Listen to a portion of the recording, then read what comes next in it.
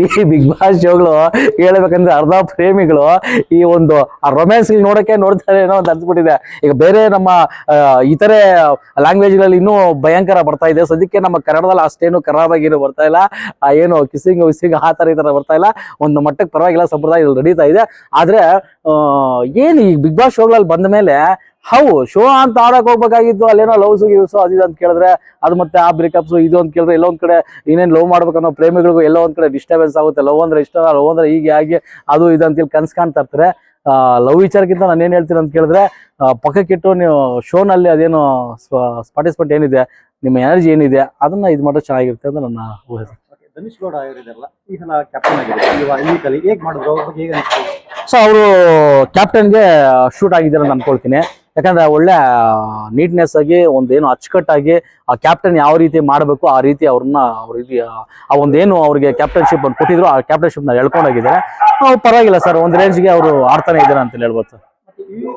Captaincy ಇದರಲ್ಲಿ voting result ಅಲ್ಲಿ ಎಲ್ಲೋ fake ಆಗಿ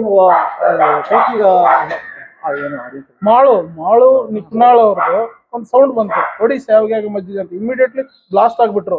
ಇಷ್ಟು ದಿನ ಸೈಲೆಂಟ್, ಮಾತೇ ಬರಲ್ಲ ಅನ್ನೋ ಒಂದು ಹುಡುಗ ಮಾತಾಡ್ತಾನೆ. ಅವನಿಗೆ ಒಂದು ವೇದಿಕೆ ಬೇಕು, ಒಂದು ಸಿಚುವೇಶನ್ ಬೇಕು ಅನ್ನೋ ರೀತಿಯಲ್ಲಿ ಒಂದು ಕೊಟ್ರೆ ಆಯ್ತು. ಸುದೀಪ್ ಸರ್ ಸಹ ಅದೇ ಹೇಳಿದ್ರು, ಮಾತಾಡಲ್ಲ ಅಂತ ಹೇಳ್ಬೇಡಿ, ಅವನಲ್ಲಿ ಮಾತಿನ ಶೈಲಿ ಇದೆ ಅಂತ ಹೇಳಿದ್ರು. ಅವ್ರ ಬಗ್ಗೆ ಏನು?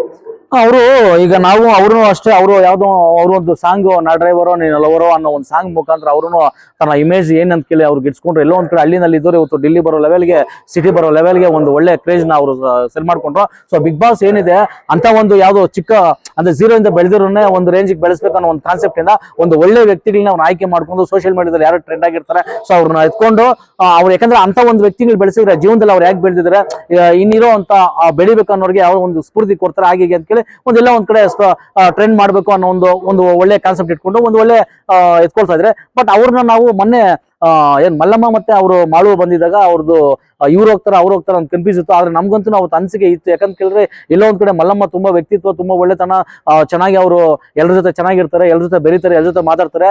ಯಾವ್ದೇ ಕಾರಣಕ್ಕೂ ಇವ್ರು ಹೋಗೋದಿಲ್ಲ ಅಂದ್ರೆ ಇವ್ರನ್ನ ರಿಜೆಕ್ಟ್ ಮಾಡೋದಿಲ್ಲ ಅಂತ ಅನ್ಕೊಂಡಿದ್ವಿ. ಎಲ್ಲೋ ಕಡೆ ಮಾಳು ಬಂದ್ರೆ ಮಾಳು ಅಷ್ಟು ಬೇಗ ಹೋಗೋದಿಲ್ಲ. ಬಟ್ ಆದ್ನೂ ಏನೋ ಅಷ್ಟು ಅಂತ ರೆಸ್ಪಾನ್ಸ್ ಏನ್ ಕೊಡ್ತಾ ಇಲ್ಲ, ಸುಮ್ಮನೆ ಏನೋ ಓಡಾಡ್ಕೊಂಡಿರ್ತಾನೆ, ಏನೋ ಯೋಚನೆ ಮಾಡ್ತಾ ಇರ್ತಾನೆ, ಏನೋ ಅಷ್ಟು ಎಲ್ಲರ ಜೊತೆ ಬೆರೀತಾ ಇಲ್ಲ.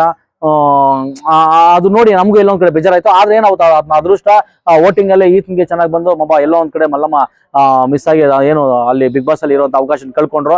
ಇರ್ಲಿ, ಆದ್ರೆ ಮಾಡೋರು ಇನ್ನಷ್ಟು ಇದು ಕೊಡ್ಬೇಕು ಸರ್. ಈಗೇನ್ ಕೊಡ್ತಾ ಇದ್ರೆ ಹಿಂಗೆ ಹೇಳ್ಕೊಂಡು ಹೋಗ್ಬೇಕು. ಅವರು ಬರೀ ಅಲ್ಲೇ ಇದ್ರೆ ಆಗೋದಿಲ್ಲ. ಅವರು ಏನು ಆ ಒಂದು ಸಾಂಗ್ ಮಾಡ್ಬೇಕಾದ್ರೆ ತಮ್ಮ ಎನರ್ಜಿ ಏನಿತ್ತು, ಅವ್ರು ಏನು ಆ ಒಂದು ಫ್ರೆಶ್ನೆಸ್ ನ ಎಳ್ಕೊಂಡು ಯಾವ ರೀತಿ ಅವ್ರ ಮೇಲೆ ಬಂದ್ರು ಅದನ್ನ ಇಲ್ಲಿ ಯೋಚನೆ ಮಾಡಿ ಟ್ಯಾಲೆಂಟ್ ಉಪಯೋಗಿಸಿ ಆಟದಲ್ಲಿ ಆಡಬೇಕು. ಬಿಗ್ ಬಾಸ್ ಅಲ್ಲಿ ಎಲ್ರಿಗೂ ಅವಕಾಶ ಇದೆ, ಒಳ್ಳೆ ಆಟ ಆಡ್ಲೇಬೇಕು. ಆಟ ಆಡಿದ್ರೆ ಎಲ್ರಿಗೂ ಅವಕಾಶ ಇದೆ, ಗೆಲ್ಬಹುದು. ಬಟ್ ಅವರು ಒಳ್ಳೆತನನ ಅಥವಾ ಅವ್ರು ಏನು ರಿಯಾಲಿಟಿ ಏನಿದೆ ಒಳಗೆ ಇಟ್ಕೊಂಡಿದ್ರೆ ಆಗೋದಿಲ್ಲ, ಅದನ್ನ ಈಚೆ ತರಲೇಬೇಕು. ನಾನು ಎಲ್ಲೋ ಒಂದ್ ಕಡೆ ಜನಗಳ ಹತ್ರ ಒಳ್ಳೇದ್ ಮಾಡ್ಬೇಕು, ಒಳ್ಳೆ ಹೆಸರು ಪಡಿಬೇಕು, ನಾನು ರ್ಯಾಶ್ ಆಗೋದಿಲ್ಲ, ನಾನು ಬ್ಲಾಶ್ ಆಗೋದಿಲ್ಲ, ಆ ತರ ಈ ತರ ಸೈಲೆಂಟ್ ಆಗಿದ್ರೆ ಅದರಿಂದ ಏನು ಪ್ರಯೋಜನ ಇರೋದಿಲ್ಲ.